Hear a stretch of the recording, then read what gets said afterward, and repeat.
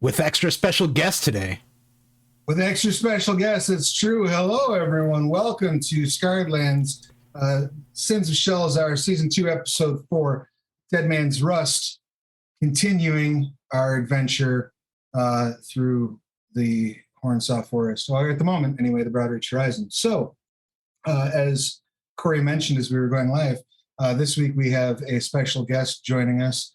I would like everyone to welcome James. James, please tell us a little bit about yourself, who you are, what you do, who you're playing, your pronouns and their pronouns, please. My name is James. I work as a cloud infrastructure architect for Amazon Web Services. Today, I will be playing Iolocles, a paladin of the Hallowed Legion. Excellent, rock and roll. And him. Yep, excellent, beautiful. Thank you so much. James is joining us. James is part of the reason why we're here. James was so good to help us out on Kickstarter as we were putting together Scarred Lands, Dead Man's Rust, and it is I'm so glad that we can have you here and that we can take you along on this journey, this adventure. I'm sorry for the company that you'll be keeping, but I'm sure it'll be fine. Speaking of the company, the murder hobos. Never. So speaking of the company that you're keeping, when last we gathered, you all had managed to make your way to the village of Equius, the Horse Clan village in the Broadreach Horizon, which is sort of the seat of government between the elves, as it were. The Horse Clan are the unofficial leaders of the Broadreach. Most of the other clans either politically ally with them or at the very least offer them some sort of deference. As you were arriving there, you had seen that there was a sentry of Hallowed Legionnaires camped outside, but you decided not to worry about that at that moment and headed into the village proper. Dradaki and you parted ways. Ithrin had stepped away to spend some time at the Shrine of Nev, and if I'm not mistaken, y'all hadn't seen her since. Is that accurate? Does that sound right? Yep, unless she came to the inn. She knew that was where she was supposed to be, but that she was where she was supposed to meet you. But no sign of her as of yet. So I think, I guess, last bit of house cleaning. As you were shopping, Charlon picked up some inks to get some tattoos done. And a job to carry a message to the place. And a job to carry a message to Freeholm, right? To the city, is it? Yeah, to the place we were headed. Excellent. And then Haiku found a sword that he really liked but was unable to purchase. Correct? Yep. And Alan found a dwarf that she really liked, but was unable to purchase as well.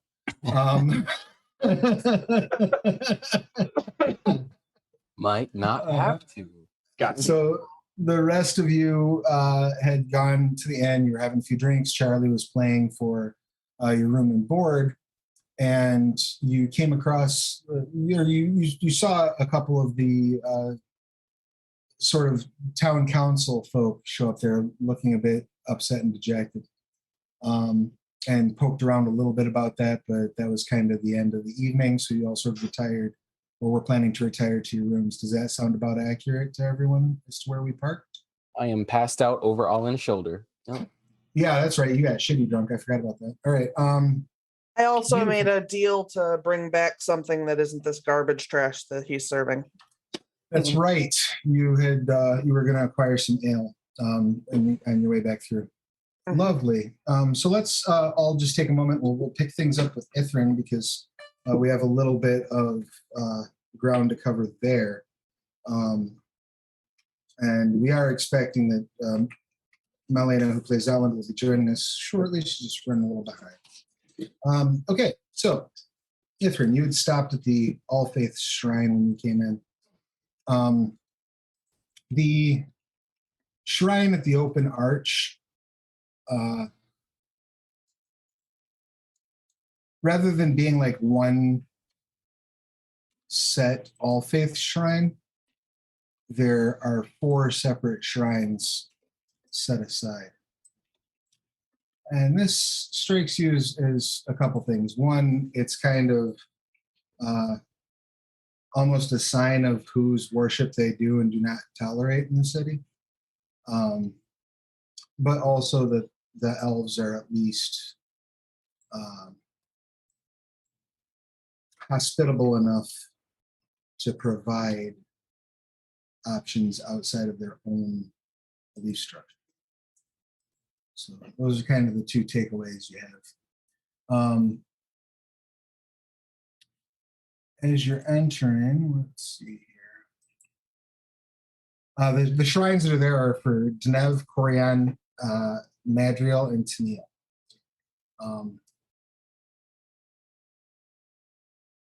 What would you like to do once the party leaves you at those shrines? So I feel like Ithrin will spend a little bit of time at each shrine, being like, respectful, making whatever offerings feel appropriate based on like her personal possessions. Excuse me. She will spend a little extra time at Denev's shrine.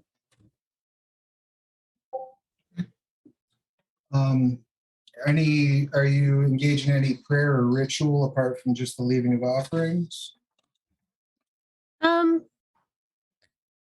So I suppose if there's like a standard prayer like the Ave Maria or whatnot, that's just sort of appropriate to say, she'll say that. Okay. But when at Denev's shrine, she'll sit and just meditate. All right. Why don't you go ahead and give me a wisdom saving throw, if you don't mind there, Ithrin? Oh, because wisdom saving throws definitely what we want to the scarred landscape when we're at the shrine. Oh my god, I rolled a 1. Oh, Congra- wow. Congratulations. I feel like whatever's going on as Ithrin is going through the motions, she's just like, man, I'm hungry. What's for lunch? Oh, I could have that for lunch. I could have that for lunch. And that's what's going through her head, distracting her from whatever. Can you remind me? Mm-hmm. You made a Constitution save a few sessions ago. Did you succeed at that save?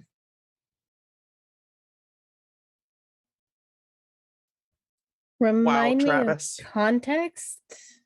When you were looting the bodies, I told you all to note whether or not you failed that Constitution saving throw. Oh, I think we all have failed it. Yeah, I have in my notes infected with ... something. So I'm pretty sure I failed. Excellent. You close your eyes and begin meditating. For a moment, you start to tune into the pulse of the Earth Mother's sleeping breath around you. Like you can sort of feel yourself connecting to the world, feel yourself connecting to Denev's presence. You start breathing almost like in rhythm, like almost as if you're asleep, matching a partner you're sleeping next to in breath with this sort of pulse of nature. And you're interrupted pretty much right the moment that you feel that you've achieved like an actual connection, the moment that you've completely tuned out your surroundings, you're interrupted by this blast of cold air that washes over you. You feel your fur begin to get wet, and immediately afterward, hardened and heavy. You open your eyes, and all you see in every direction is blinding white. But you can hear a whistle of wind You can certainly feel you're being pelted with something.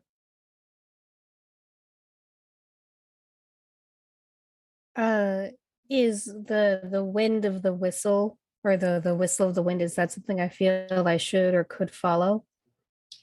You think you could maybe try to like walk into where the wind is coming from?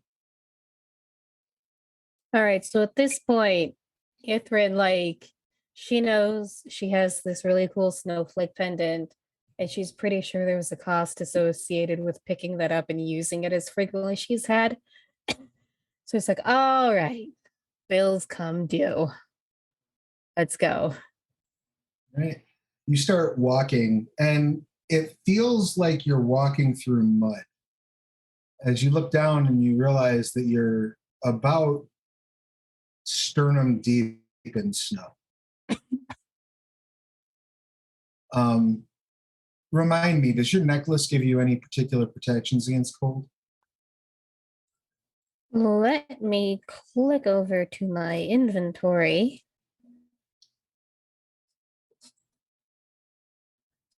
Yes, when attuned to and wearing the amulet, you have immunity to cold damage and don't suffer any ill effects from extreme cold. Excellent. So despite the discomfort of wading through this mess and the sensation of it being cold, you don't feel like you did the last time that you were in an Arctic environment where like that chilling, that almost so cold it's hot sort of burn is not present. As you're walking, you start to note like an incline in the ground.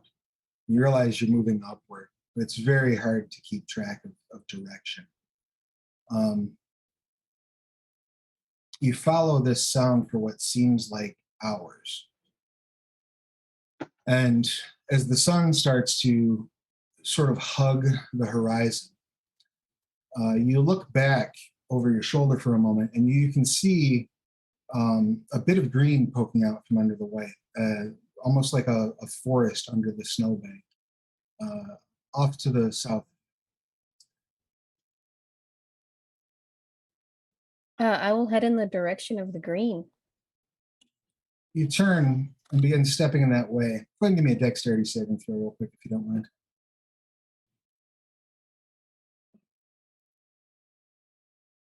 Oh, that's better. 17. Excellent. You, for a moment, like you step on a patch of very slick ground and manage to catch yourself as that area just past the slick ground starts to collapse. You swing sort of hanging from the edge of this cave mouth. And as you look into the cave itself, you see a Hurer, a giant, like 12-foot tall white bear standing on its hind legs.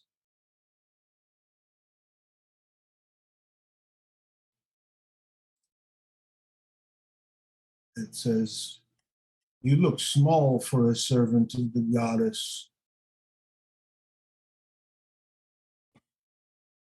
You look big for a bear. That's fair. Come warm yourself by the fire.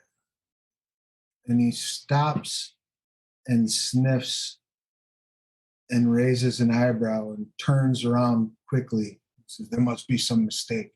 You cannot be here." I mean, I'll go if you want me to. "I smell filth upon you. Cleanse yourself." I bathe. Okay. Where's the bathtub? You'll need more than a tub. When you've cleansed yourself, come and see me. You will find me at the top of the tallest of the adamant peaks. And he turns and starts walking back into the cave mouth. As he does, the ground starts to quake. You're able to sort of scramble up using your rat-like reflexes onto the side of the mountain just in time to be hit with an avalanche of snow that is pouring down the side of the mountain on top. As I'm scrambling up the side of the mountain, I would like to call up, but what's your name? He does not respond. Snow pours down upon you, huge, heavy bricks of it. The cold doesn't bother you, but the impact certainly does. I need you to make a Constitution saving throw for me, please. All right, sorry, I was putting it in my notes. What's safe? Constitution. 17. Excellent. You take no damage. You take no exhaustion. You just are like covered in snow and then dark. And then for what feels like a little too long, you do not breathe. And then a sharp, hot, painfully hot blast of air hits you. And you breathe in deeply, open your eyes, and you're sitting at the Shrine of the Nev.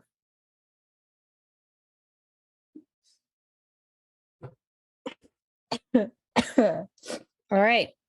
Look up to the idol or icon or statue of Deneb, and I don't suppose you know what that was all about. Yeah, I thought so. One of the elven scouts that's guarding the gateway into Equius runs over and says, Are you okay? Oh, what did you see? Nothing, but I turned my back and now you're like this. Should I get a cleric? I'll look down at myself. You're covered in like relatively rapidly melting ice. Oh, is there anyone in this settlement who would know about ice queens or giant polar bears or ice magic of any sort?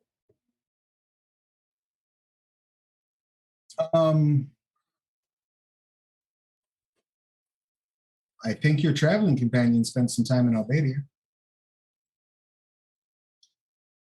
Right. Okay. This'll be fun. Yeah, I'm fine. Might have gotten a little too intimate, but yeah, no, it's fine. It's my problem, not yours. I should go find my friends. Thank you. Sure. He walks away mumbling something in Elvish. I could probably guess what he's saying if I don't speak Elvish. So, yeah, I'll just like sort of like brush the snow and ice off as best I can while sort of thinking about all right, the bear said I needed cleansing. I don't think I'm tainted, but you know, I was a magic bear, so probably knows what it's talking about. So I should find magical cleansing of some sort. Like, If you've never had a magical bear lie to you before, now wouldn't be the start. I mean, exactly. Like, I mean,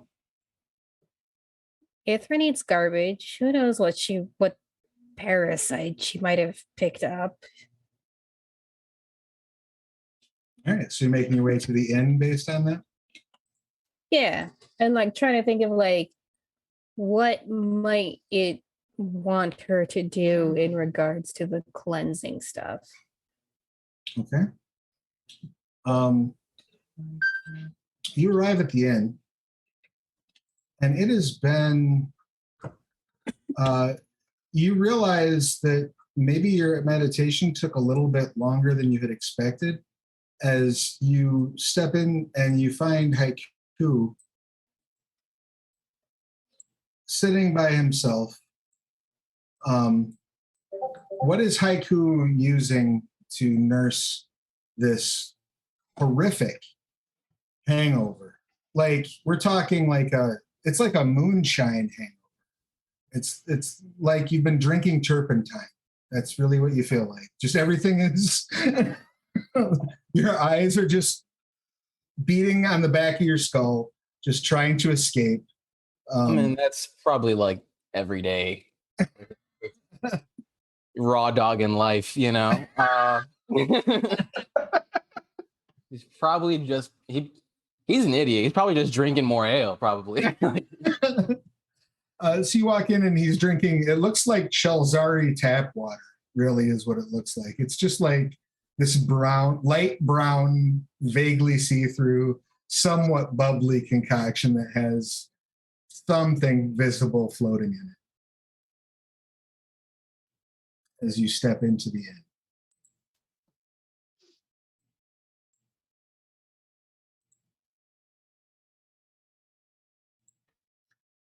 And now when you see Ithrin walk in, Haiku, you can, like, she's wet. I just look at her. Fuck you, Ben. I am fairly certain you would not believe me even if I tried to explain. It's funny. I think the same thing about half the shit I've been through. You know, I do your thing. I'm really fucking tired. Just everyone's out and about somewhere probably. Are you taking watch? I can take over for you. I mean, I don't sleep, so you can just join me if you want. Yeah. So I had a dream. I was in an ice cave. And there was a polar bear, and it told me I needed cleansing. It probably has to do with the necklace. Yeah. Did you make any deals by any chance? Out of curiosity? Because I'm no stranger to fucked up dreams with weird warnings. I feel there was probably an implicit deal when I took the necklace, but no one told me anything in specific. Listen, if I can offer any advice, and this is probably the only advice that's probably worth taking from me, of all people, get rid of that thing. You're going to be better off for it, probably. It's so useful. And like, if I get rid of it, you know who's going to pick it up next? I mean, Charlie. Speaking of Charlie, Charlie and Charlung come walking out, noting the absence and lack of return of Holland to the inn.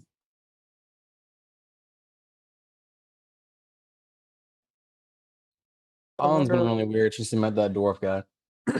What dwarf guy? You know, the guy with the blacksmith dude. Oh. Weird, like how? Like, did he I do think she something to likes her? the shape of his blanks. Oh. I thought you meant like I don't know. I don't get it. I've never- enchanted something or He's really flustered. I don't see her like that often.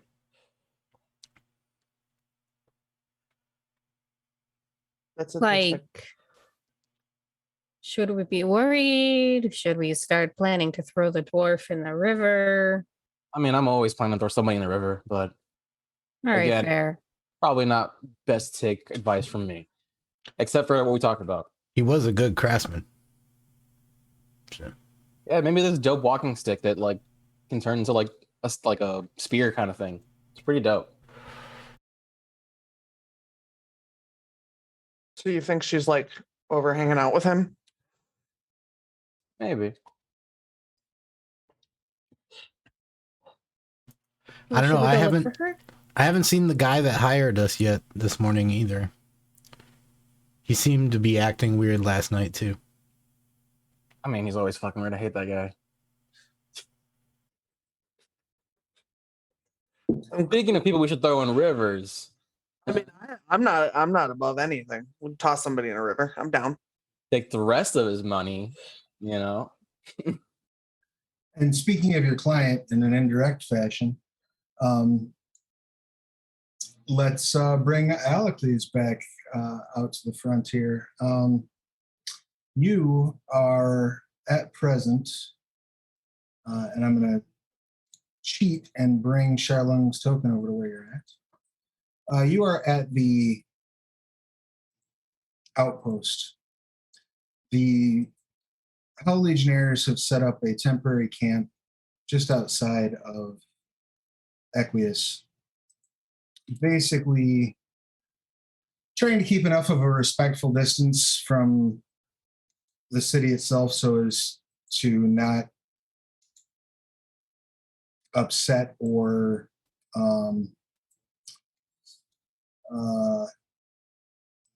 threaten the locals, I guess would be the way I would put it. You know, want to keep a nice, safe distance. And you've largely been waiting, hoping to hear back from them that they would be able to, set up some sort of a formal meeting with Ravana, the centurion whose command you're under, to discuss the offer that she was sent here to make, but also to help you with a bit of an issue. You've got a group of Legionnaires, a squad that had left. You have some information that indicates that they were last seen at the Clan Reed village, which is basically close enough on the border of the Hornsaw to technically be in the Hornsaw as opposed to the Broadreach Horizon. And the entire century is getting a little bit concerned about the whereabouts of this missing squad. But as I believe we discussed earlier, you're a little bit more than just squirrely about it. Ravana has returned last night from the council meeting and sort of refused to speak to anyone. She just took a couple of her lieutenants into her tent for a conversation. But now in the morning, it's the first time she's coming out and kind of answering questions or speaking with the rest of the centurions. Most of the century at the moment is running maneuvers just outside of camp. But yourself, a couple of the sergeants, a couple of the infantry are in the camp proper. When you see Ravana come out of her tent, have a seat near the center of the camp. I'll approach her as soon as I see that she's not kind of put behind the wall. Sure. Ravana, were you able to? Can we send more men in yet? Can we go down? It would be impertinent for me to dispatch any more groups at this time. They, as we expected, the elves are standoffish. They seem to be interested in ongoing discussion, but they are nervous about outsiders in their business, which I understand. They are also creatures of long life. Things that seem emergent to us maybe they don't see quite the urgency of.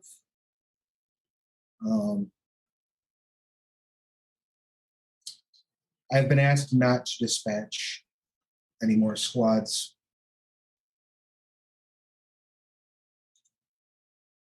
But So you kind of perk up when she says "but," like he's starting to get deflated when she says "but." You see him kind of perk back up. She says, "I believe I've negotiated an option, It's not one I'm terribly fond of, but the elves are willing to allow us to hire a group to either act as scouts or messengers on our behalf. They would be willing to allow one or two of us to accompany that group, but they do not want, I'm not certain if they don't want us wandering the Hornsaw unsupervised, or if they don't want us to get ourselves killed in the Hornsaw because we don't have any locals with us. I heard both arguments leveled during the council meeting. I felt it impertinent to talk about our combat prowess and given the circumstances, so I just let those statements lie. The question then becomes, who can we spare and who would be willing to go? I'm leery of giving anyone an order to go into that place without a full squad of their brethren. I'll go. She smirks. I'm not going to leave them out there. I appreciate that. I didn't want to ask, but I assumed that you would be first in the list of volunteers. I'm told there is a dwarf in town, a rather renowned bard by the name of Dradaki Bronzeleaf. Is traveling through the area and is under the escort of a few other outsiders. I'm told there's a ironbred among them, so they must be somewhat trustworthy. I would recommend maybe reaching out to them and see if we can hire them to allow you to tag along, and perhaps detour, check out what we can find out at Reed Clan's village, and then make decisions from there. I'll head into town. An Ironborn shouldn't be too hard to spot among No, I dwarves would think and not. elves. The bard may be a little harder. I don't. There can't be I'm more told than he's- two ends. I'm told he's staying at the Wayfarers. And Should I bring them back to you, or do we have? How expensive are these mercenaries going to be? I do not know. Tell them that we're willing to compensate them for their time, and I'd be more than happy to parlay with them should the need arise. I'm confident in offering.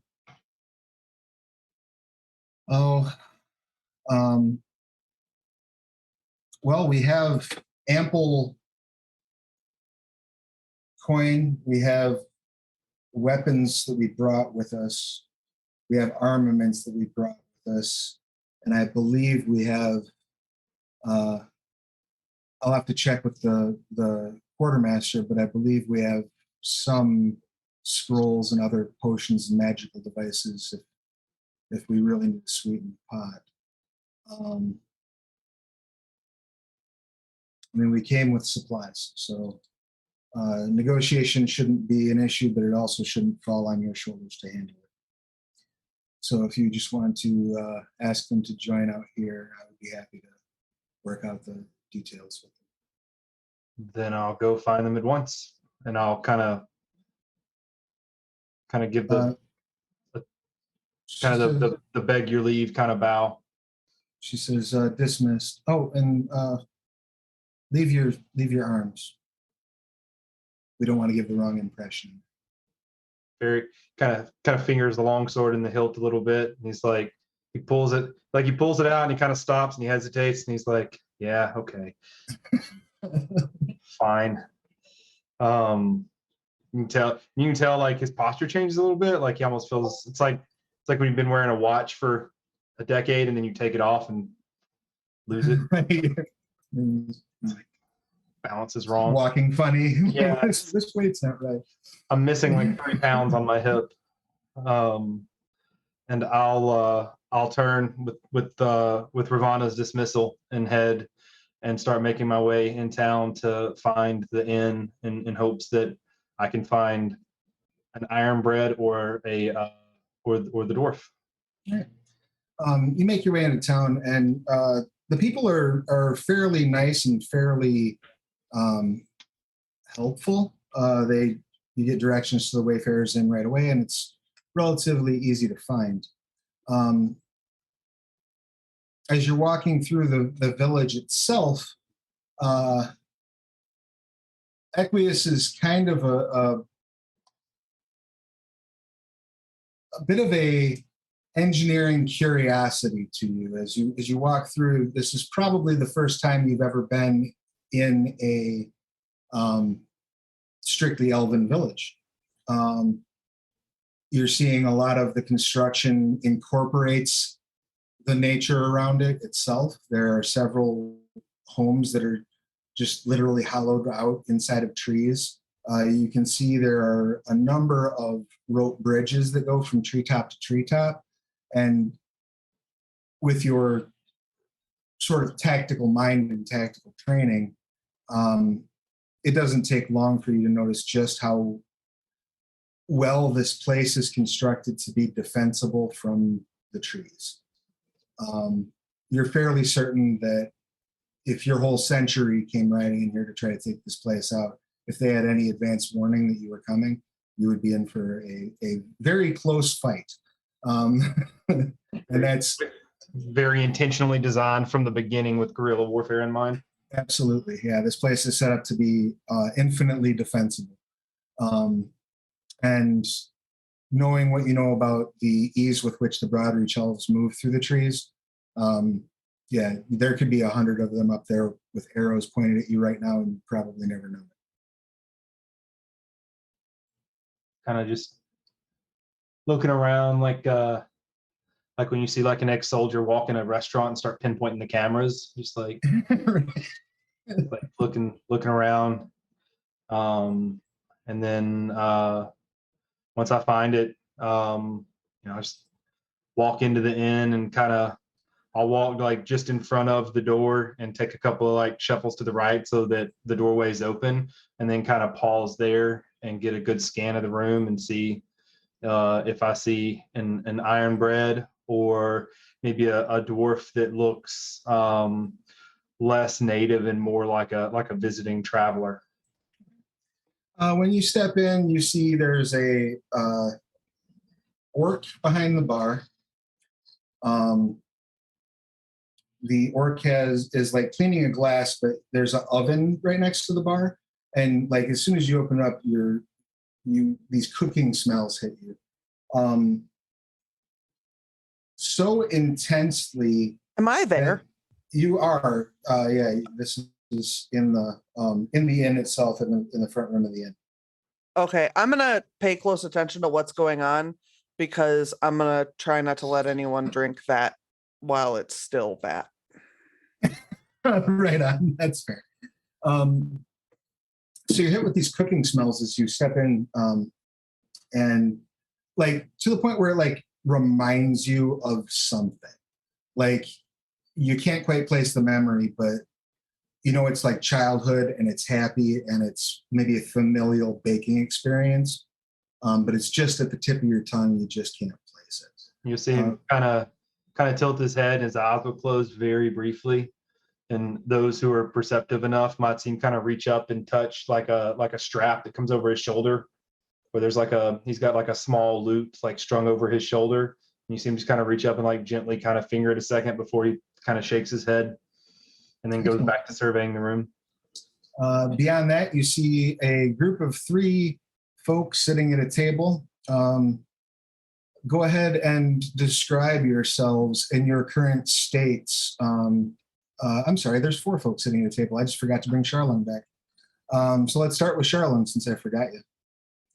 Go ahead and describe what you look like at this point, like early in the morning on the day after the party. Yeah, so it's an orc with a shitload of tattoos everywhere. Kind of a non-binary appearance, not really particularly femme or masculine, and is probably eating one of the baked goods that was like a donut or some breakfast pastry. Love it. Ithrin, go ahead and describe yourself. Yeah, so Ithrin is a Slytherin. So she's a rat person. And all of her clothes look like they were foraged or scavenged from somewhere. So like she's got like a big oversized shirt, and then like a vest that looks like it was too small at one point. So the seams were like ripped open halfway up.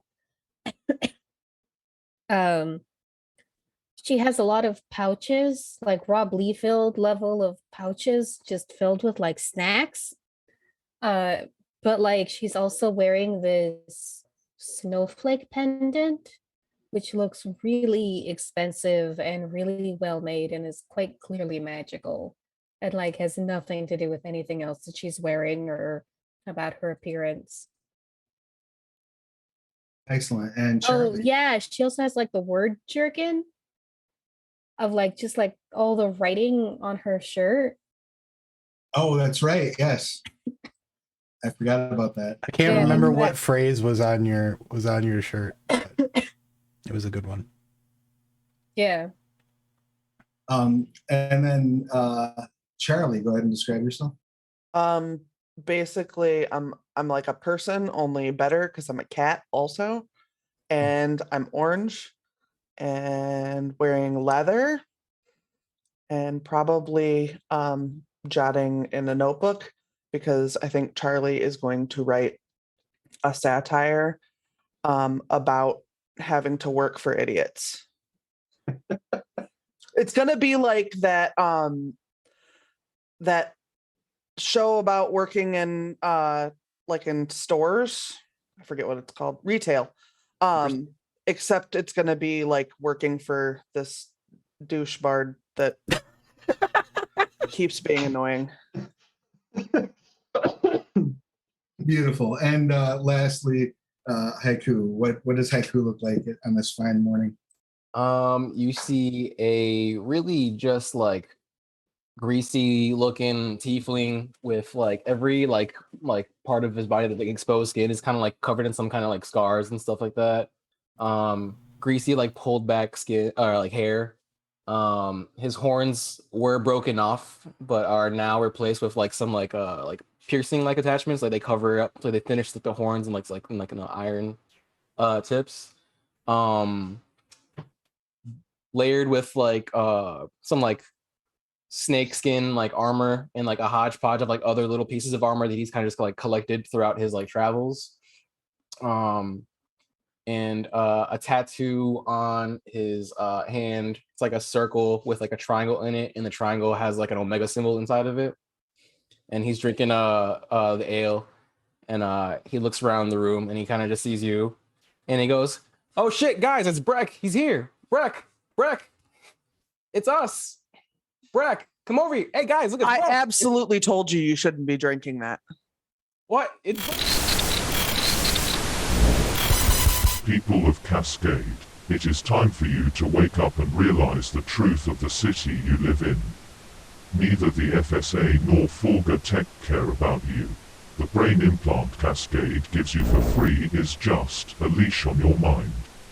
Where you see a new beginning of the horrors of the Aberrant War, Fulga Tech sees a chance to control you when you're at your weakest. And this video game, Terror Surge, is only part of their plan. Last year alone, in 2083, nearly 90% of the citizens of Cascade have played it. It's an addiction, not an escape. Don't you see it's nothing more than a new opiate for the masses? We need to... 0. Breck, come on, sit down. Breck, come over here. That isn't Breck. Stop. Like What do this you is- mean? He looks this- just like him. This is neither a dwarf nor an ironborn. but this does look like a scraggly group of adventurers, one of which is holding a powerful magic item. And I'm not Breck, but he's just gonna like looking around and seeing like the rest of the inn filled with like probably what is mostly just like commoners. There's literally nobody else in here at this hour right now. It's just them. He's just gonna kind of like pause, shrug, and be like, "Fuck it," and walk over to the table. As they approach, like once they're like next to you, Haiku, you can tell that it's not, it's clearly not Breck. It doesn't even look very much like Breck. Totally different armor pattern. So you got catfished. You would see just over probably about 6'1", 6'2". What if there were an actual body would look like a fairly powerful build, but instead of like human skin and flesh, you see like kind of this bluish ectoplasmic kind of semi-transparent form that that kind of fills a chainmail that is decorated in kind of the Romanesque attire of the Hallow Legion. He has a large shield on his back with a symbol that is 4 swords kind of joined at the pommel like a compass. And then across his armor, you would see the patterns of constellations. If you're familiar with any of the constellations, you would recognize nearly every nameable constellation across his armor. And in the chainmail, like you see, it's kind of like a light glow and little clusters of chains with little links to attach some stuff around. Anybody that's familiar with like celestial navigation and stuff would see in the center of the chest is a constellation that you are not familiar with. An empty sword sheath on the side, kind of his helmet tucked under his arm on one side. As he approaches, he'll just be like, "I think you've mistaken me for someone else." I'm not convinced. I don't know. I'm gonna call you New Breck. He has a name. Iolacles, please. It's hard to pronounce. What? Iolacles. New Breck, right? We're gonna call him New Breck. Might have to call you New Breck till we get used to that. He just kind of smiles and chuckles. He says, "Are you the group that came here with kind of pause for a second, the bard, the dwarven bard, Bronzeleaf, I believe?" Can I throw down an insight? Yeah, you have disadvantage because you're trying to use it on a Hallow Legionnaire. Yeah. Give And up. the slight smile that he had now like kind of sheds away as he said that. 14. Sure. What are you trying to be insightful on? I guess like you looking for like general emotional state, or are you trying to see Whether or not he's generally bullshitting us. Oh, okay, sure. He really not Breck. So what's your I guess Eloise, what's your passive deception score? Deception would be 13 and persuasion would be a 16. Okay. Yeah, I mean, you do not get the impression, nothing that he's said as of yet smells fishy to you. If anything does, I will let you know. All right. Please continue. I just kind of look from person to person. Bronzeleaf, does the name Yeah, we know that, dude. Way to bury the lead, Corey or Charlung. So you did come here with him. Then you're the group that escorted him here What is it that you want? to hire you. See, this is why I went straight for it. What do you need? All right. We're traveling further, what is it, west to the Broadreach? Our home. You're going to be going Freeholm. southwest. Or no, I'm sorry. Yes, you're going to be going southwest towards Freeholm. to go deeper into the Hornsaw. We have a squad of soldiers that should have reported back by now and haven't.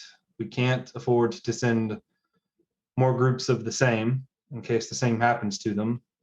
And we can't send more without antagonizing the elves, but I think I've pestered my century enough to get the approval from the local council to hire a group of not us to go, along with me, of course. Ithrin looks like she's interested in taking the deal, and she'll sort of scan her eyes to everyone else on the table, like, what does everyone else think? How much? I don't know. I would take you back to the century. She's the commander. She knows that's above my grade to make that decision. I know we have things to pay with. We have funds to deal with negotiations and other things that may come up. I assume it would. I know she's agreed to dip into the coffers. I just don't know how much. If it would delay our travel to Freeholm, we must obviously check with Bronzeleaf first. The disturbing part of it is that they were supposed to be meeting the Reed clan, I believe. So either they got intercepted on the way back, or worst case, something happened while they were there. Knowledge of something like that may also be beneficial to a group like yourselves in seeking more employment. I don't know.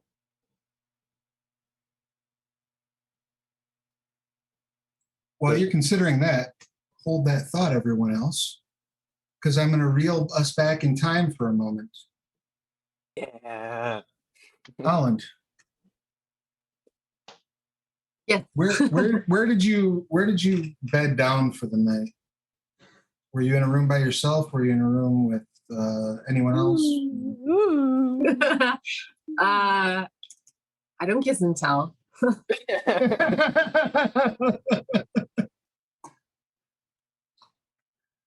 All I'm saying is that if a dashing dwarvenly gentleman came calling, I would not have turned him away. In that case, we can figure out at a later date exactly what happened last night, but Holland comes walking in. A little funny.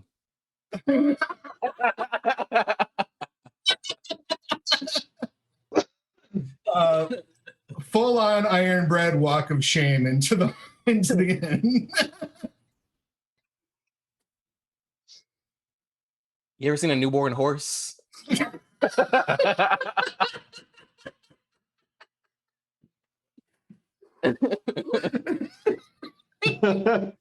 think you broke her.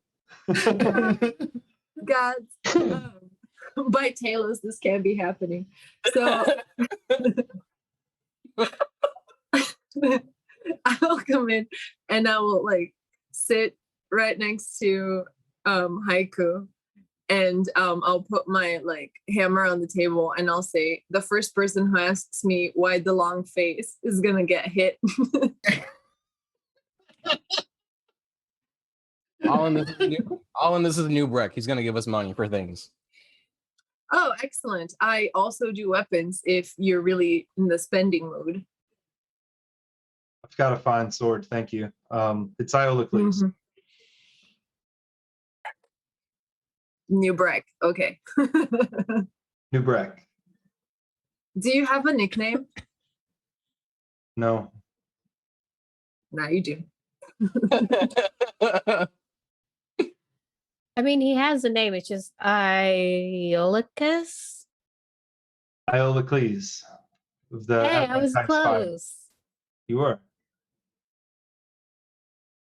So, can I ask Olin why the short face? I just like look at Ithrin. I was like, no. So where is this clan in relation to the travel to Freeholm? I feel like I would know that, but I don't know that. You know roughly that it is to the west and beyond Freeholm. You don't probably know the geography of the Hornsaw Forest off the top of your head, or the Just Broadreach. the general direction and maybe Yeah, it's where the scouts were going. It's at the far western edge, I believe. So I would really just Let me west check. past far home.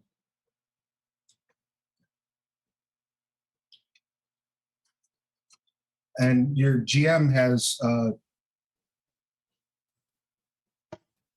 directional problems, so I might be backwards. So let me double check my text here because I could be wrong.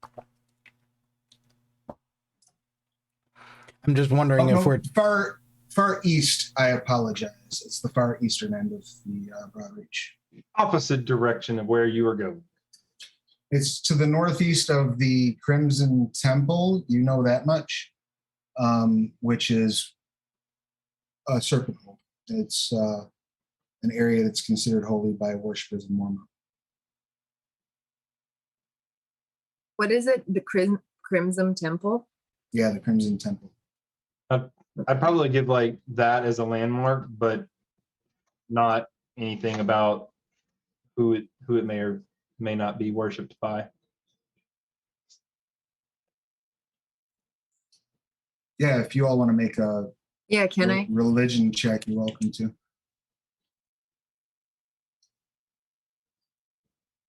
Wow. Don't know. Yeah. 8. Yeah, Haiku knows shit. You said religion? Yep. Yeah. 11. No, probably not. Yep. So yeah, you've never heard of it before. To kind of know roughly the way there, do I have to do like a nature check or like a history check or To know roughly what? I'm sorry. the way there and how the terrain is? you would. Oh, you could do like a nature check to figure out like what the terrain between here and there is probably like, but like you've never been there, so you'd be guessing. Okay. You can certainly make a guesswork roll with survival though.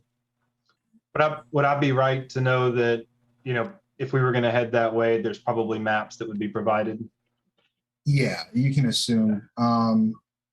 You know that the cartographer that is accompanying you wanted to get some more detailed maps of inside of the Hornsaw Forest, but as far as the Broadreach goes, you have several maps that were brought with you.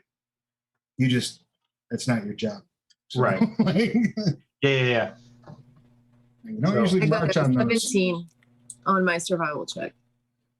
I mean, you're pretty sure that as long as you stick to the Broadreach, you should be fine. You know that it gets a little drier going that way, which seems like a weird place for a clan that is attached to reeds to be, but here we are. I mean, we have a Cool. prior obligation that sends us in the opposite direction first. But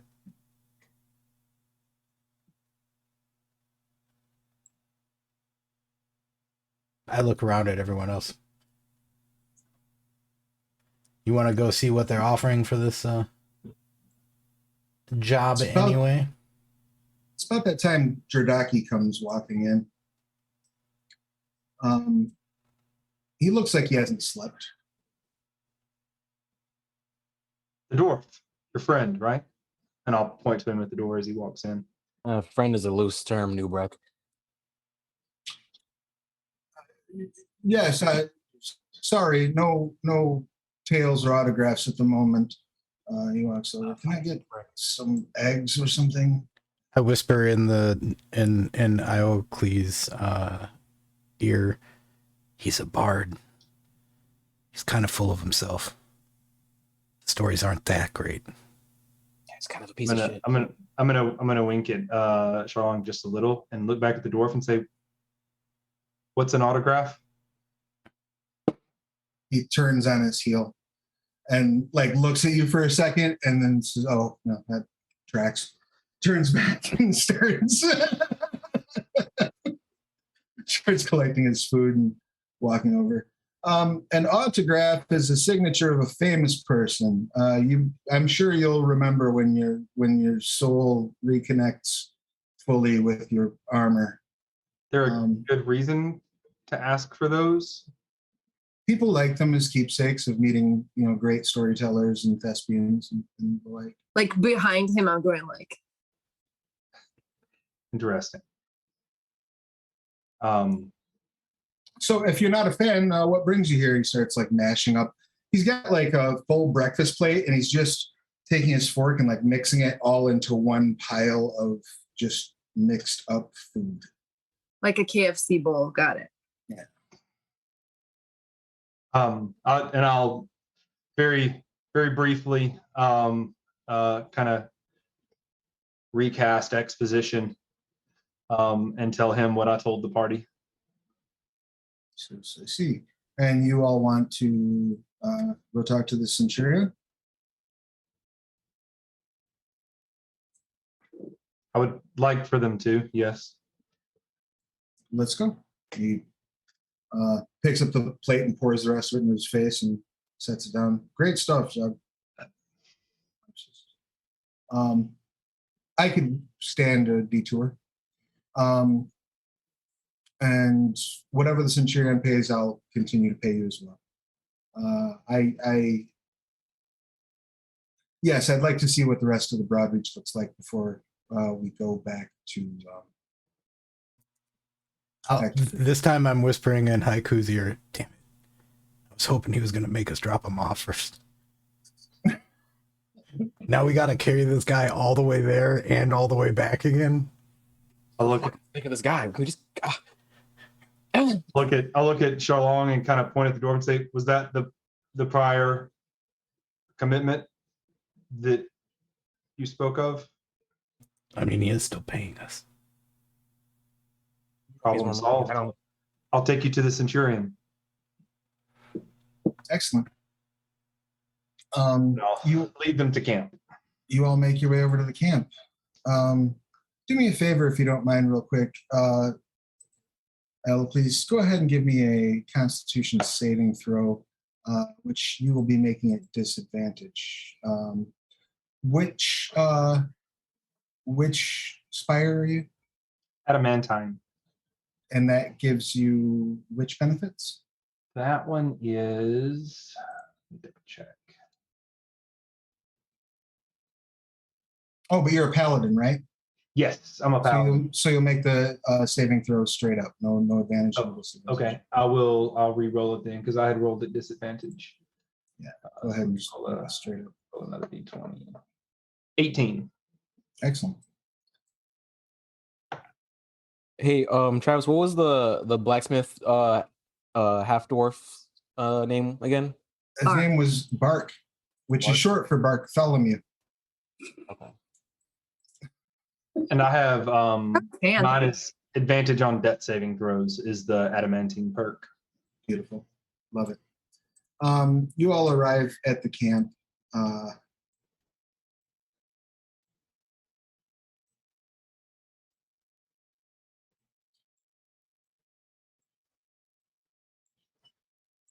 As you're walking out the front of Equus and into the camp, you do see several dozen legionnaires just, again, running combat maneuvers. But when you come up to the camp, you see Ravana. She's a woman, stands about 6'2", wearing a bronze breastplate, and otherwise kind of what you'd expect for like standard Roman legionnaire style armor. Everything in bronze, and there's a eagle motif to her armor. Her helmet is off when you walk up, and she is wearing a red cape that goes down to about the small of her back or so. And she rises as you approach and says, Alocles, you've found adventurers. Beautiful. Surprisingly easy to spot in an empty tavern. I turn to Olin. There's a lot of Brex here. And Alocles will, as he enters like the kind of the camp circle, will remove his helmet that he would have worn for the walk outside. And there's a sword sticking out of the ground about 4 feet in front of Ravana, and he'll walk straight to it, pick it up, and with a bit of a flourish, sheath it. Say, Before we left town, I would have grabbed my axe. Okay. In I which assume case, you all have your Yeah. your possessions with you. yeah, just to mention, carrying a great axe too. So. and I'll They say, don't. this is Ravana, the centurion leading our outpost. And I'll kind of step out of the way so that Ravana can address them. Says, thank you, first of all, for coming. Again, I've tried to entreat the Horse Clan for assistance, and they seem standoffish. We need to find out what has happened to a missing squadron. Or missing squad, I should say. They were meant to go to Reed Clan's village. They should have been back by now. I have concerns that a few of the members were perhaps a little too excited for the possibility of exploring. I also have concerns because I'm aware this is a very dangerous region. So really what all I would like is for you to escort Alocles safely to the Reed Clan village, find whatever information you can about our missing associates, and return with preferably them, or if necessary, evidence as to what happened to them. And I would be very happy to compensate you for the honor, but also the Hell Legion would be in your debt.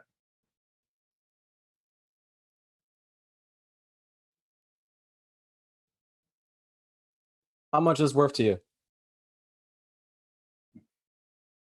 Spoken like a true adventurer. It's hard to put a price on the lives of those who serve. But if it's gold you seek, I have ample.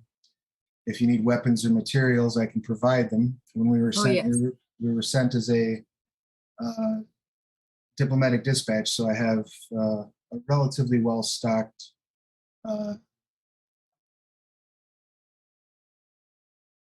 marching chest, you might say. I would assume you're going to be looking at about 2 weeks of travel round trip. And I know that adventurers like to live a somewhat expensive lifestyle.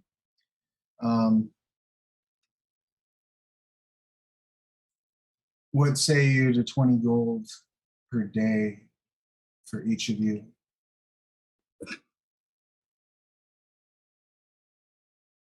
I feel like Ithrin just sort of like buries her nose in her coat because she's like 20 gold a day. Oh my god, that's so much money. But she I feel doesn't want to like Can as I- she does let that, her I kind like of not pull make her Ithrin's face give anything away. Can I? I pull Ithrin's head into my arms like this. I just kind of cover her, like don't give it away. I mean, you probably hear her like squeaking with excitement. Exactly, which is why I'm like, shut up. You know? Can I retcon an interlude on the way there where we decide which one of us is going to negotiate? I mean, sure. I vote haiku. During that interlude, I've said like, "Hey, the fucking bark, that sword I really want is like 2,000 gold." So, like, just saying. Yeah, I'm in favor of haiku negotiating on our behalf because Oh, Well, so, okay, then quick math, 20 gold times 5 per That's 14 100. days. Yeah.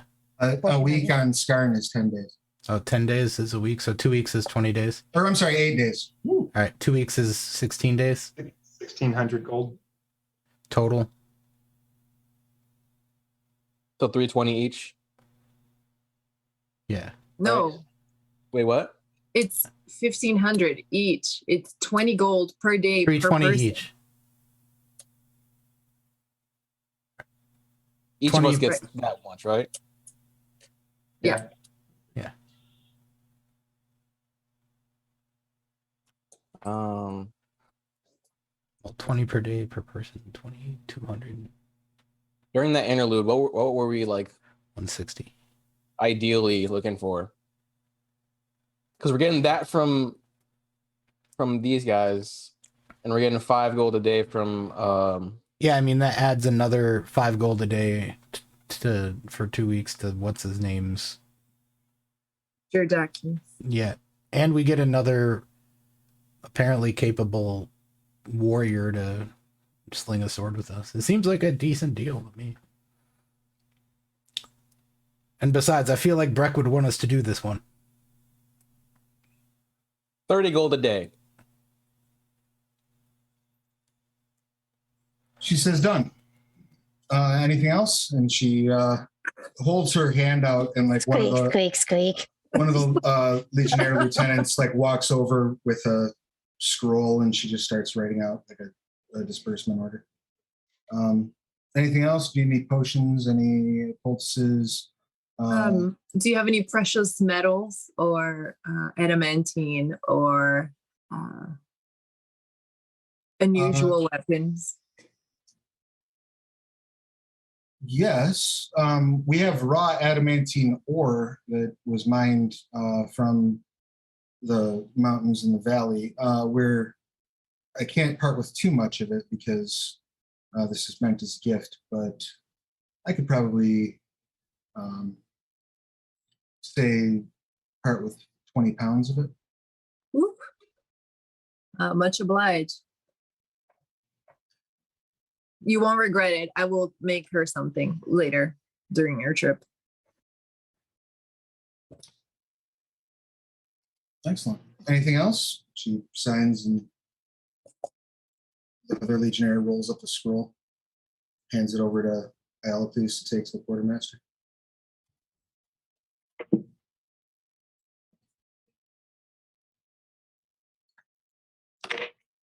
Nobody else picks up, then Iolocles will say, thank you, Commander. And he'll turn and he'll look to the others and say, I'll visit the cartographer and the quartermaster, and we can be gone within the hour. She nods, and she, as you're stepping away, she says, Legionnaire, come back with your shield or armor. He kind of nods and heads out. And I'll head to the quartermaster and pass off the scroll and collect the funds, unless it was on return, in which case I'll just hand it to him and tell him I'll be back in 2 weeks. They probably give you half the funds to carry with, and ask if you're going to lug that ore back and forth. She mentioned making something. I'll carry the ore. Haiku, how much was that blade you wanted? It's like 2,000 gold. Sure, we'll work on it on the way.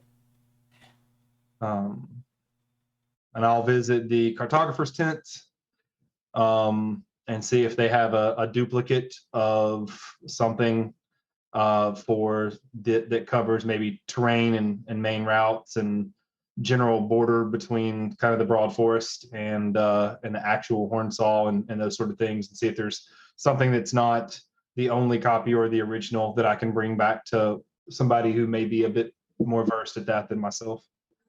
Okay, so I'm going to share a map with the players because this map is not ready for public eyes by any stretch of the imagination. Oh, I feel special. So, oh, don't. It's janky. Is the problem. But it is the current best map that we have. So I'm going to share that with players so that you can at least see and have some discussion about navigation as to where everything is.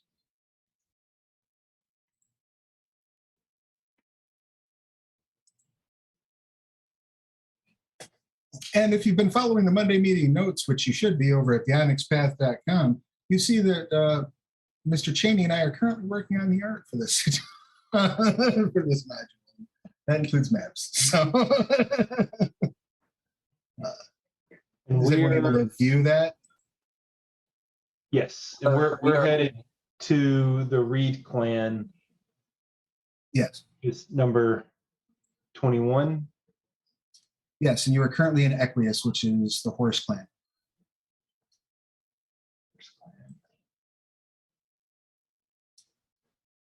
Number 16. Number 16. So what is the yellow line? Because if that's the road, it looks like we could just take that road. The yellow and red lines are the migration paths of two of the hunter clans, the Wolverine clan and the Scorpion clan, I believe. All right. Is there any reason we can't follow that route? Because, like, it's a little circuitous, but it will get us there, it looks like. It's probably better than trying to cut directly through in and out of the horn saw. Mm-hmm. And I'll bring that and just kind of lay it out on like a table, I assume there's a war table in the camp somewhere. Several, yeah. roll it out for them to see and point to where they were supposed to be and where they're at. It's like, I'm not a scout. Ithrin will just point out the yellow marking. Like, well, I'm pretty sure that these nomads know what they're about, so we might as well follow in their tracks.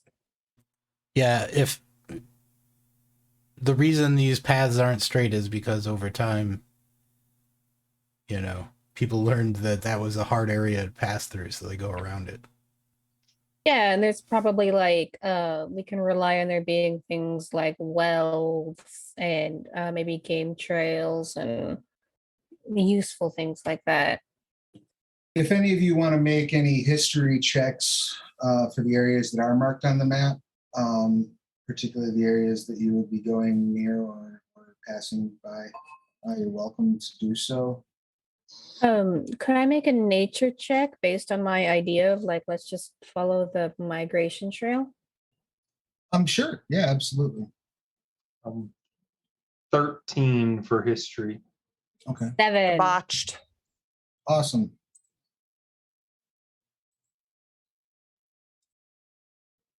Okay, so the highest we have is a 13. I got a 12. We are not history lovers around here. So you do know, the only things that you know is that the Ghost Glade, which is kind of the area that this path goes up and around,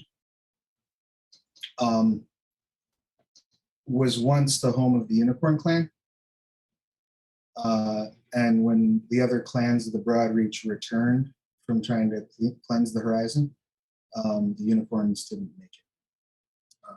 So rumor has it that the Ghost Glade is like the most haunted portion of the Hornsaw Forest. So going around it, probably not the worst idea in the world. I'm for it. All right. And Alacles will kind of smile at that and say, then let's leave.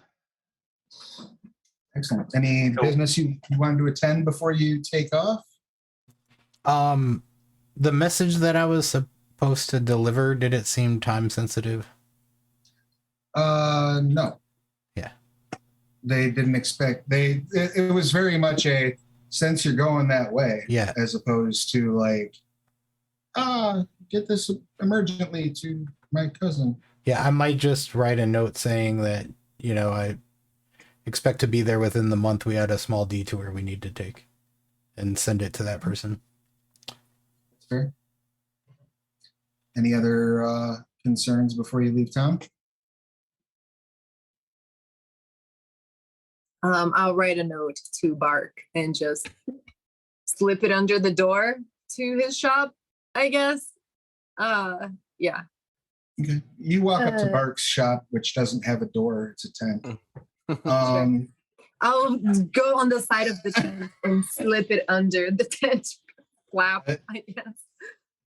As your large iron-bred fingers creep under the edge of the tent, you feel a hand touch your hand. My Talos, this can't be happening. He pulls back the the covering of the tent. I blushed furiously. I was like, I just wanted to let you know that we're going on a detour side quest and should be back in 2 weeks. So yeah, thanks for the blade bow again. And I turned to leave. Just then Haiku by Barks too was like, oh hey Alan, what's going on? Hey Bark, how much was that sword again? In a minute, he jogs off after Alan. Hey, are you coming back here? Are we? Like, I mean, that's the eventual plan, is to come back here in the end. So, because I mean, it's a really nice town and everyone really liked it here. So, Okay. Never mind. I'm being silly. I wish you a good journey, and I'll see you when you get back. thanks. I hope. Yep. Me too. Okay, bye. And then I trot away. He comes back in like shaking his head and says, I'm sorry, you needed something? Looking at the swords and stuff like that. Oh yeah. How much is that sword again, and what does it do again? Forget. What does it do? Yeah, you say there's like some abilities it had. Yes, it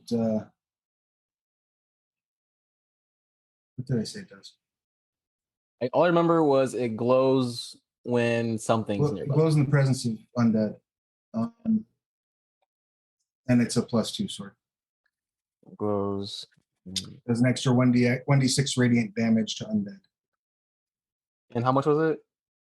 2,000 gold, but I tell you what, I'll give it to you for an oath. He pulls it down off the wall. For a what? He hands you the sword and he says, listen, take this sword. But here's what I need you to do. Oh shit, here we go again. All right, what? Make sure Alan gets back here swiftly and safely. Oh shit. Yeah, that's oh man, as far as like deals have gone, that's like Because if she Well, doesn't, I'm gonna be very sad. And culturally, my people don't do well with sadness. I think Haiku's trying to read what this is because I don't think he understands like relationships and like like romantic feelings, but he's just kind of like, yeah, dude, like she's like my best friend. I'm gonna take care of her. He pats you like pats you on the chest with like the handle of the sword. Please do. Really.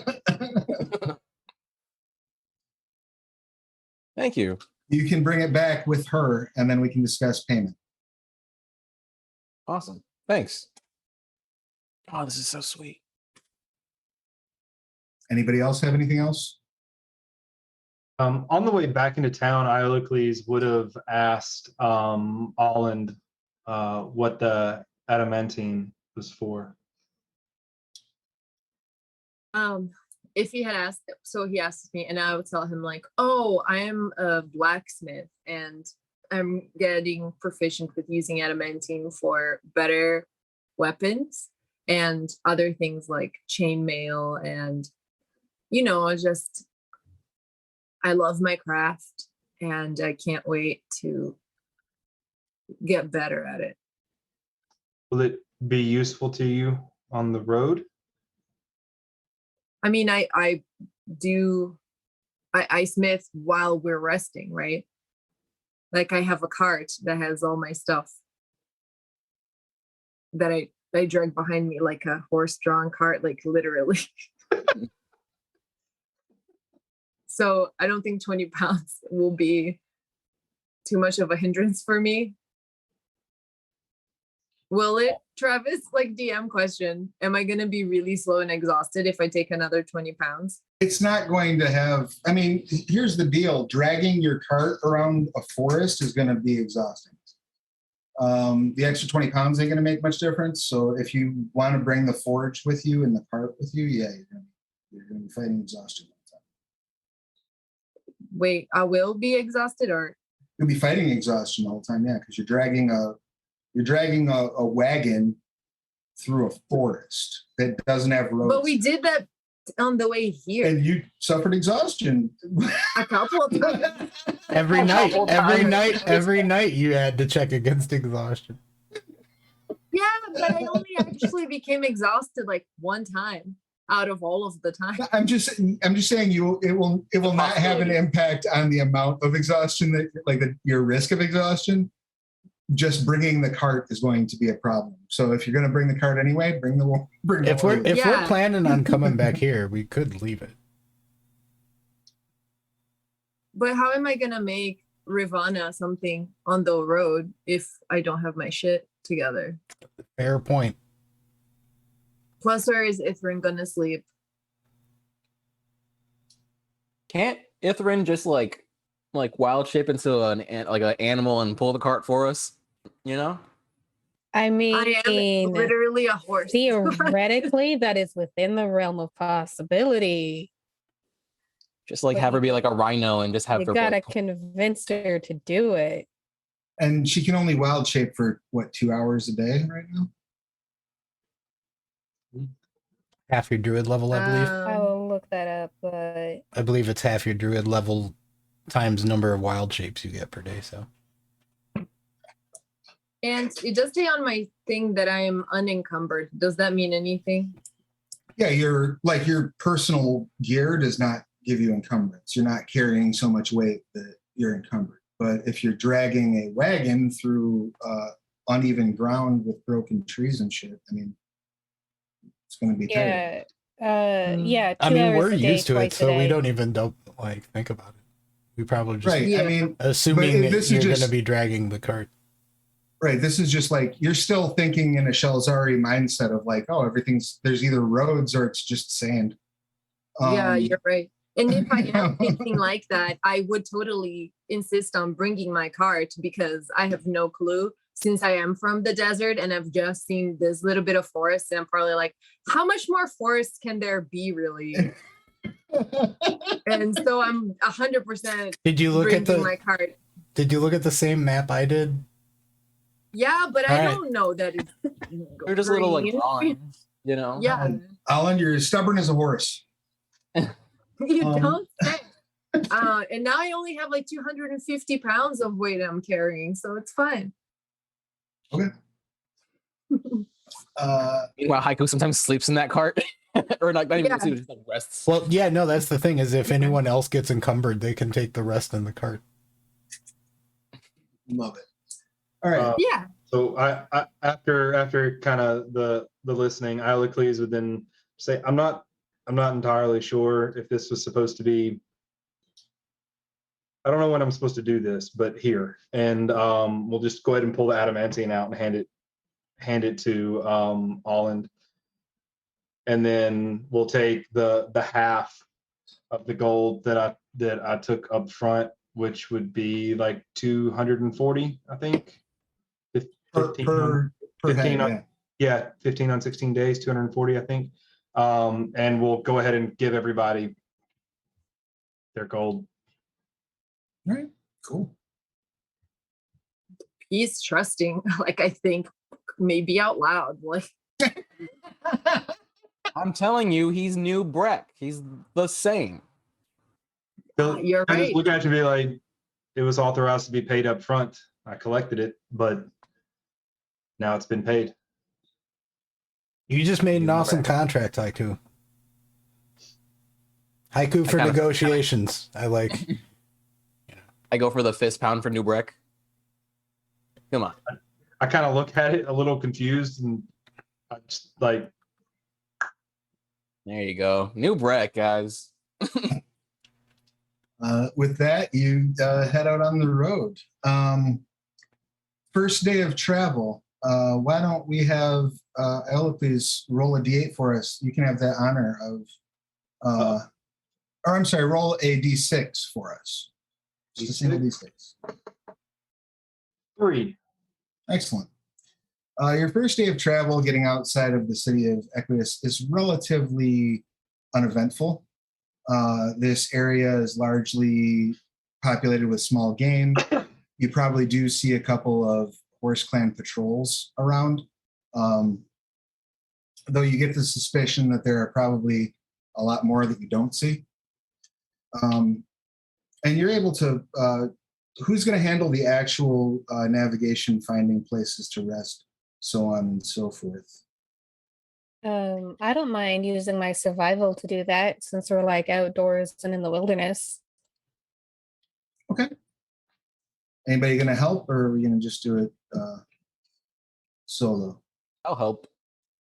All right, you go ahead and make that roll with advantage if you don't mind. Is Haiku obviously hungover? Like, how fucked up does he look? The first day, pretty bad. The first day of travel, in pretty bad shape. When we're starting to leave, when he goes to do the fist bump, when you tap my fist, you would feel kind of a surge of warmth, kind of a transfer of energy. And I will use 5 points of lay on hands to do a lesser restoration. Oh, nice. And clear that. I think I just peed myself. Hangover cure fist bump. That's dope. Dope trick. So I got 20, not natural. Woo! Excellent. You find a very nice little clearing. Looks like it's probably been used as a camp on several occasions, though all of the signs of it being used as a camp are simply like impressions in the ground. Looks like everyone who's camped here is taking great care of the place while they were there. You're able to set up for rest. You're able to engage in any downtime activities you would like to. So if you're working on that smithing project still, go ahead and make your intelligence or dexterity roll, whichever you prefer, with your proficiency bonus, Alan. Are you doing any active tattooing, Charlene?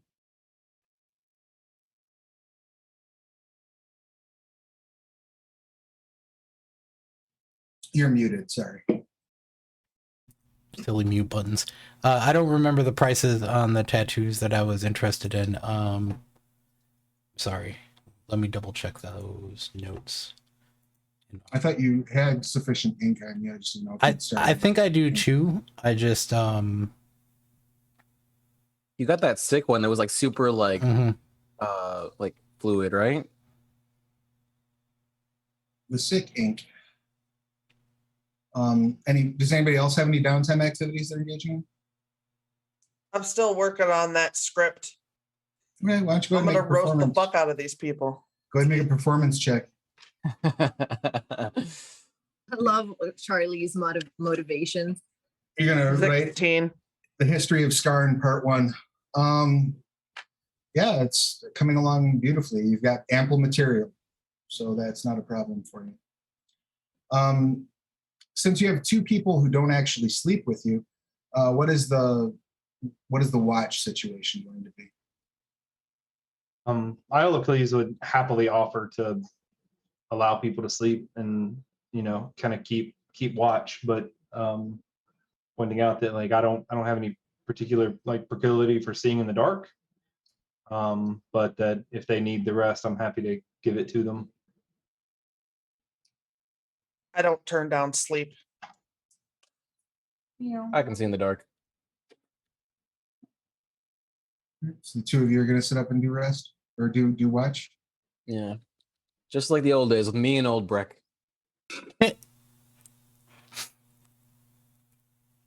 Who's Breck?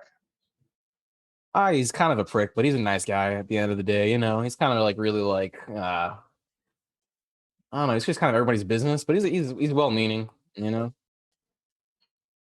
Sounds like Iron Spire.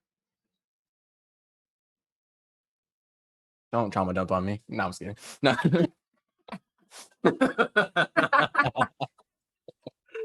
I feel like if I was listening to this conversation while I was hammering shit, I just went like, damn. It becomes very clear very early in the watch that Haiku is pretty skittish. Sitting still seems to be outside of his purview. He's always kind of fidgety a little bit. Everybody else just kind of goes to sleep as if they don't notice this happening, as they've grown quite used to it. And I would like each of you to go ahead and give me a perception roll, if you don't mind.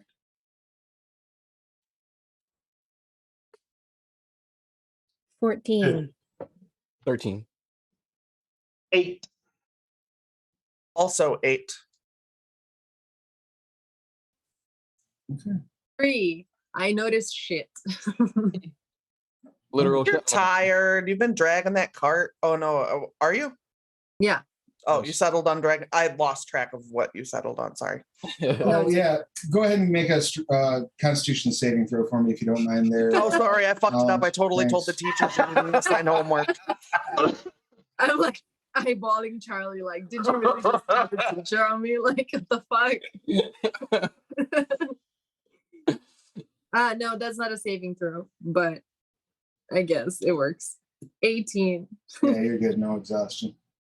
You don't notice anything at night, but when you wake up in the morning, Ithrin, as you're looking over, you see something a bit odd on the wrist guard on Alipis. On who?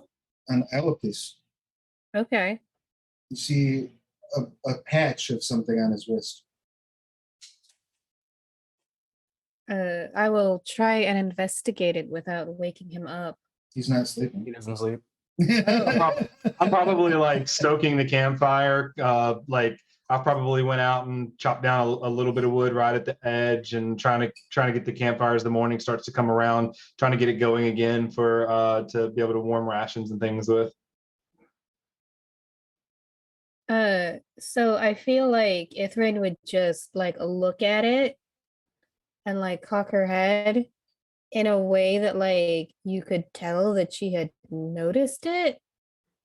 But she would not explicitly ask about it. Go ahead and make an insight check if you don't mind for me, Ella, please. And you will be making this at disadvantage. At disadvantage? Yeah. 14. Okay. You do notice that Ithrin's looking at you weird. Good morning. Good morning. Is it? No, I'm just kidding. Kind of comments. Can I help you with something? Did you injure your hand? No? And I'll turn the hand and As you turn your hand, you see there's a little patch on the bracer part of your armor. Probably about the size of a gold piece. That looks like it's rusting. I'll kind of flick at it with like a thumb, like kind of.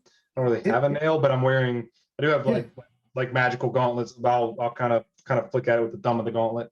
As you poke at it, it stings. It's a sensation. It occurs to you as you feel this sting, how dull your sense of touch normally is. As this is like a sharp, almost like catching a scab on a piece of clothing kind of pull to it. And it's very disconcerting. And you may reduce your hit point maximum by 1.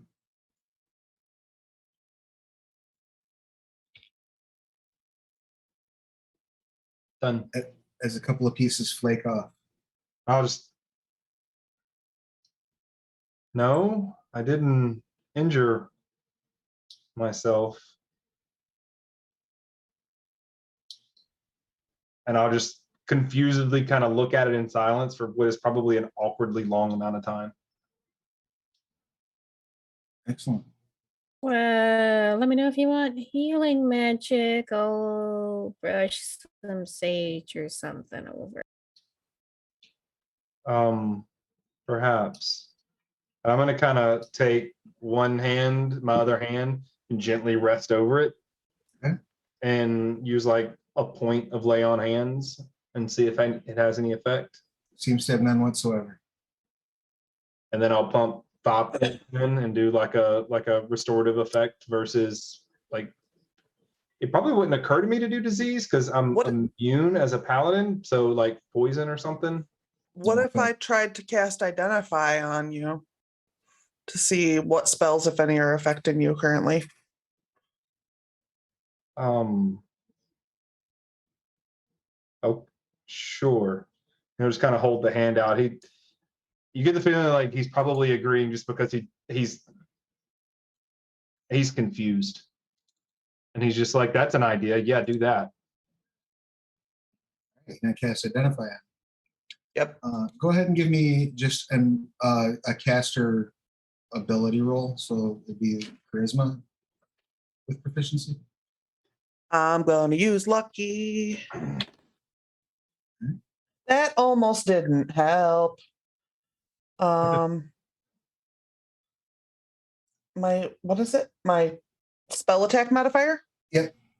11. Right. You can't get a beat on what exactly is happening, but you can sense like an inordinate amount of necromancy magic almost seeping from that. All right. Yeah, so that's probably necromancy. I don't know what it is exactly, but that's not good. No, I would think not. Oh, I'll be fine for now. My brothers that are lost, they're the concern. This can be dealt with later. Do I get the impression it's contagious? Hard to say. Go ahead and make a medicine check. Why are you always making me take weird checks? They always asking weird questions. Because I'm awesome. 15. I mean, if you didn't know better, it looks like it looks like it's kind of weeping a little bit. Like that may be an infection hazard. You might want to wrap it up or not come into direct contact with it. I mean, it looks like it's it looks like it's rust. Doesn't Identify require her to touch it for like a solid 60 seconds? No, I can touch you and see what. I'm okay. Yeah, I wasn't. I said touch you. That's I specifically because I was like, I don't want to touch that. Yeah. Do you want to take a peek at it, our resident metallurgist? Yeah, probably. Because like he's not supposed to do that. I recommend we wrap it when we're done checking it out, though, just to keep it from catching anywhere else or on anyone else. Go ahead. Agreed. I don't get sick Well, What- Make an intelligence roll with your proficiency bonus there, if you don't mind, Alan. we all do. So I would ask if you would nicely just do the civil thing and put a little bit of cloth over it. No, of course. I'm just. I don't understand how I can be sick. And as he's doing that, he's like he'll reach into his whatever, but he's like he's not arguing with you. He's more confused. Like, how can he have something that is contagious because he can't be sick? Right. And what did you get on your roll there, Alan? So is the proficiency bonus +3 plus whatever my original plus is? So 23. Oh, excellent. Yeah, so you're looking at this, and you recognize two things. It's absolutely an oxidization going on. It's an actual literal formation of rust. But you also note that that's happening not only on the bracer itself, but actually a little bit of it on the spiritual matter that makes up his wrist. Like there's some of that that's not on the mount.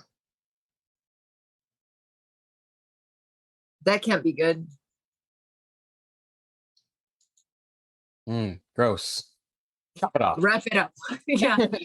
I'm not gonna say anything. I'm gonna say that looks serious. We should keep an eye on that because I want to have good bedside manner and not freak him out like without us knowing exactly what it is or what we can do. Necromancy magic. That can't be good. And on that note, that's where we'll wrap things up for this week. Ah, So, It was really fun. any questions, comments, complaints, or concerns about today's session? No. Things just got real interesting. I'm immune for like multiple reasons. You are immune to diseases for multiple reasons. That's true. It's something strange is definitely afoot. So yeah, that's what we'll call things. We'll find out a little bit more next session. So we will be running once again the first, third, and fifth Wednesday of each month. So that puts us back here on the 3rd of November. Is that correct? Yes. Yes. Yes. All right, rock and roll. So let's go ahead and do our outros. Let's start things off with our guest. If you would, please, Ayala, please tell us who you are, what you do, who you're playing, your pronouns, their pronouns, and if there's anything you would like to promote, you may feel free to do so. I'm James Wright. I work as a cloud infrastructure architect on the AWS platform. And I love D&D a lot. I'm playing Iolocles the Paladin, and my pronouns are he and him. Excellent. Thank you so much for being here, and I'm stoked. this has been a blast. I look forward to seeing where this goes over the next couple of sessions. I love D&D. Next up, we've got Charlie. Charlie, please give us your pertinence. I am Sarah Sharnover, she, her, playing Charlie. Also she, her, but kind of indifferent to they, them as well.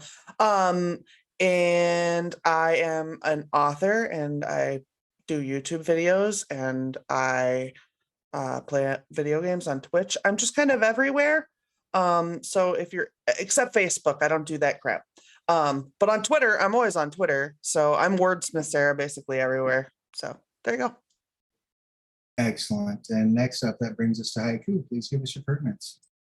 Hey guys, I'm Mike Mutant. He, him playing Haiku. Also, he, him, the tiefling warlock rogue riddled with PTSD.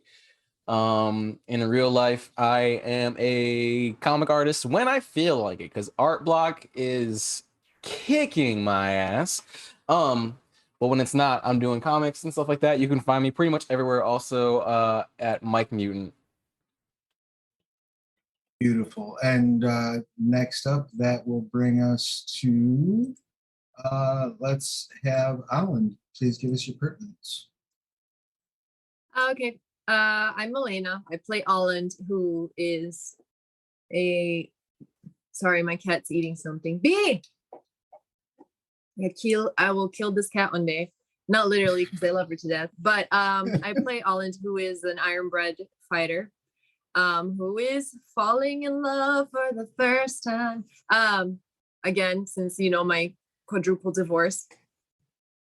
In real life, I'm an artist and a teacher in Chicago, and I like doing art and teaching other people how to do art. And I'm on Instagram. Not really. There is an Instagram, and I'm on Patreon and Tumblr mostly. Just Milena Dineno. Beautiful. And I would also like to point out that Mike and Milena did all the lovely art that you see, with the exception of Isle of Thieves Token, which is the art from the Scarlands Player's Guide. But I would like to talk to Mike and Milena about a thing when we get offline. So you can pick that art up at Drive-Thru-RPG in the Sins of Shelzar stock art pack if you are interested and want to slide a few bucks towards them for their awesome work. Next up, that brings us to Ithrin. Please give us your pertinence. Hello, my name is Rachel. I have been playing the Slytherin druid Ithrin.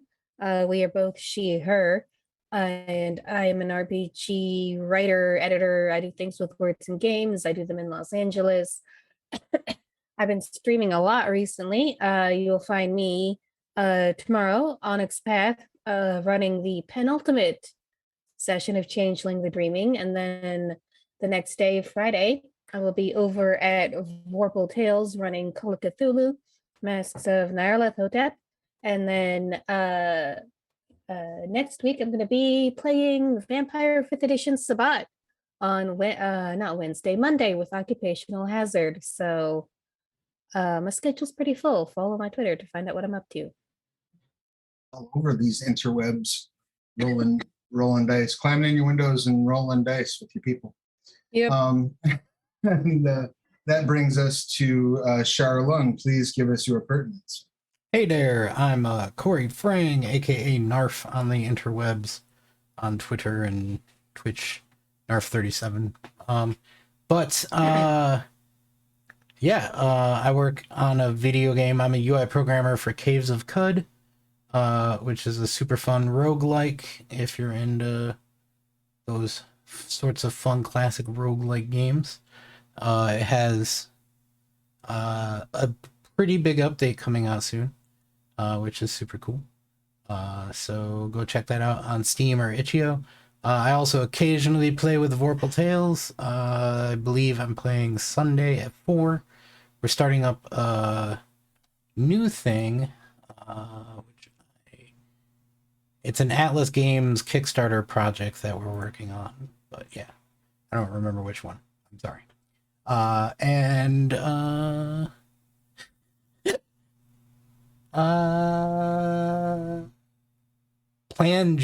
That's Plangea.